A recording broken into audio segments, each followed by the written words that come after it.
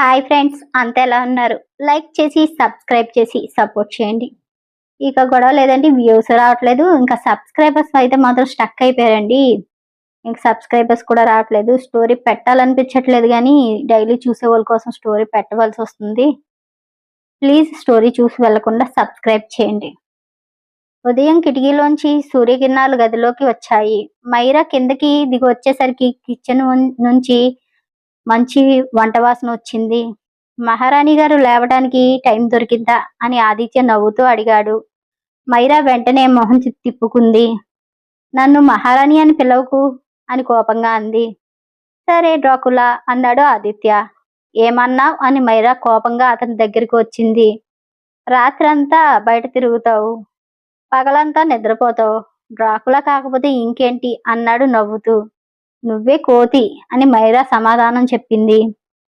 అయితే కోతి చేసిన బ్రేక్ఫాస్ట్ తినకు అని ప్లేట్ వెనక్కి తీసుకుని వెళ్ళిపోయాడు. మైరా వెంటనే అతన్ని ముందుకు వచ్చి ప్లేట్ లాక్కుంది. తింటా, నా ఇష్టం, కానీ నిన్ను పొగడ్ను అంది. పొగడొద్దులే, పూర్తిగా తిను చాలు అన్నాడు ఆదిత్య. మైరా ఒక ముద్ద నోట్లో వేసుకుని చాలా బాగుంది, ఎక్కడ నేర్చుకున్నావు ఇంత బాగా వంట చేయటం అంది. ఇంకెక్కడా, యూట్యూబ్లో చూసి నేర్చుకున్నాను అన్నాడు. ఏదో ఒక రోజు నిన్ను కొడతాను అంది మైరా కోపంగా. అందుకనే ముందే ఇది కొన్నా అన్నాడు ఆదిత్య.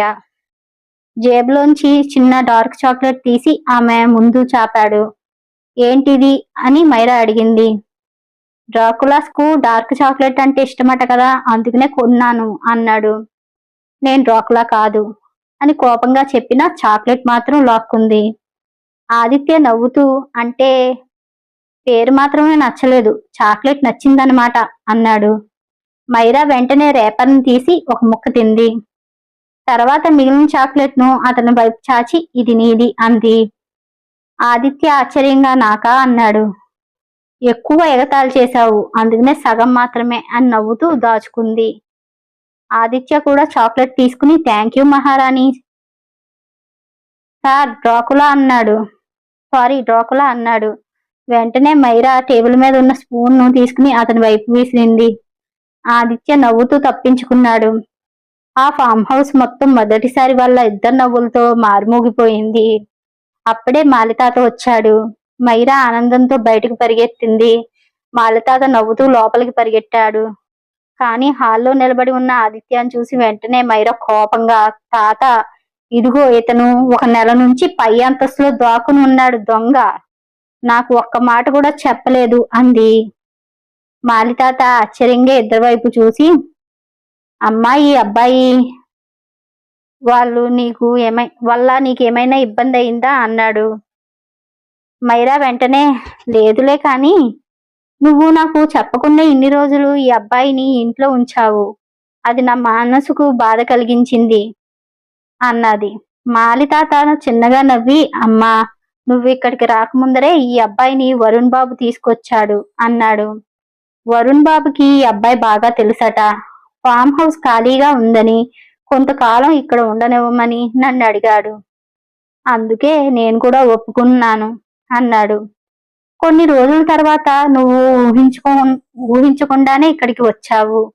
అప్పుడు ఈ అబ్బాయి వెంటనే వెళ్ళిపోతానన్నాడు.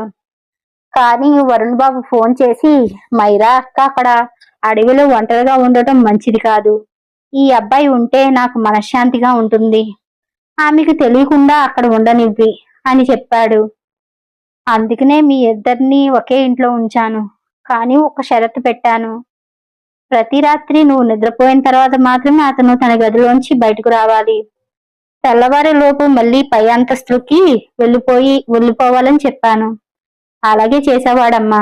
నువ్వు పడుకున్నాక కిందకు వచ్చి మిగిలిపోయిన భోజనం తీసుకుని తన గదికి వెళ్ళేవాడు. మళ్ళీ తలుపు వేసుకుని పైకే ఉండిపోయేవాడు. కానీ నువ్వు అడవిలోకి వెళ్ళిన రోజు సాయంత్రం అయ్యాక కూడా తిరిగి ఇంటికి రాలేదు. నాకు చాలా భయం వేసింది. నేను ఈ అబ్బాయి కలిసి అడవంతా వెతికాం, కానీ నీ జాడ ఎక్కడా కనిపించలేదు. చివరికి స్పృహ లేకుండా పడిపోయి ఉండగా ఈ అబ్బాయే కనిపెట్టాడు. చేతుల్లోకి ఎత్తుకుని ఇక్కడికి తీసుకొచ్చాడమ్మా అన్నాడు. ఆ రోజు నుంచి మేము దాచిన నిజం బయటపడిపోయింది. మాలితాత మాటలు విన్న మైరా నెమ్మదిగా అతని వైపు చూసింది. ఇప్పటి వరకు తన మనసులో అతని గురించి వేసుకున్న అభిప్రాయాలు ఒక్క మాటతో మారడం మొదలయ్యాయి. మాలితాత, అమ్మా, ఇంకో విషయం కూడా ఉంది అన్నాడు. నువ్వు ఇంటికి వచ్చిన తర్వాత నేను కూడా రాత్రి బయట ఉన్న ఆ షెడ్లోనే పడుకునేవాణ్ణి. ఈ అబ్బాయి ఏం చేస్తున్నాడో, నీకేమైనా ఇబ్బంది పెడతాడేమో గమనిస్తూ దూరంగా ఉండి చూసేవాణ్ణి అన్నాడు. ఒక్కరోజు కూడా అతను నీ గది దరిదాపుల్లోకి రాలేదు. అలాగే ఎప్పుడు నిన్ను చెడు ఉద్దేశంతో చూడలేదు. నువ్వు నిద్రపోయాక మాత్రమే కిందకు వచ్చి మిగిలిన భోజనం తీసుకుని పై అంతస్తుకు వెళ్ళిపోయేవాడు.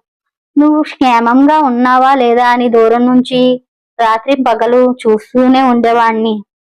అంతే తప్ప నీకెలాంటి హాని చెయ్యలేదు.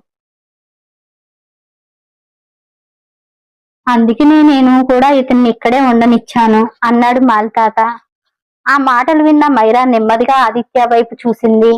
ఈసారి ఆమె కళ్ళల్లో కోపం కంటే తెలియని అపరాధన భావం ఎక్కువగా కనిపించింది. అందుకని నేను కూడా ఇతన్ని ఇక్కడే ఉండనిచ్చాను అన్నాడు మాలితాత. ఆ మాటలు విన్న మైరా నెమ్మదిగా ఆదిత్య వైపు చూసింది. ఈసారి ఆమె కళ్ళల్లో పూర్తిగా కోపం కంటే తెలియని అపరాధన భావం ఎక్కువ కనిపించింది.